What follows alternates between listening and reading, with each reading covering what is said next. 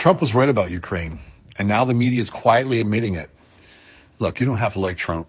You don't have to support Putin, but you may want to pay attention for a moment because something massive just shifted. The Hill, one of the biggest political outlets in D.C., just dropped an article called, "Sadly, Trump is Right on Ukraine."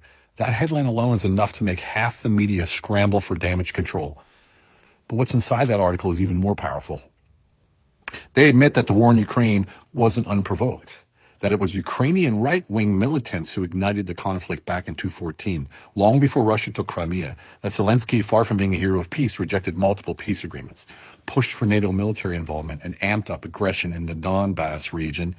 He banned opposition parties, shut down the media outlets, and then begged for more weapons to defend democracy. In the West, they didn't just let it happen. They funded it. They armed it. And they sold you a one-sided story on every major network day and night for years. They told you this war started in 2022, that Russia attacked unprovoked, that Zelensky was the last man standing between freedom and tyranny. That was a script. And if you questioned it, you were labeled a traitor, a Putin puppet, or even worse. But now, even the Hill is admitting it's not that simple.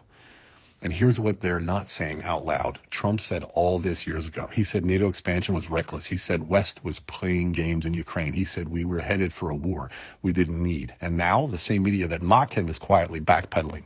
So why now?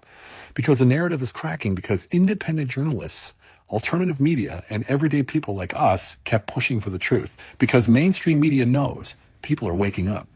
The same people who lied to us in Iraq and Afghanistan have been lying about Ukraine, and now they're getting caught. So no, I'm not a pro-Russia.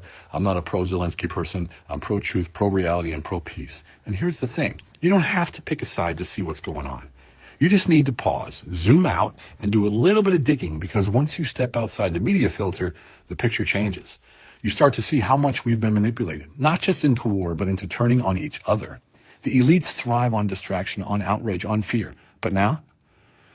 So before you start replying with hateful words, take a moment. You have the chance to think for yourself. Question why you're so angry, and look at what is being presented in front of you.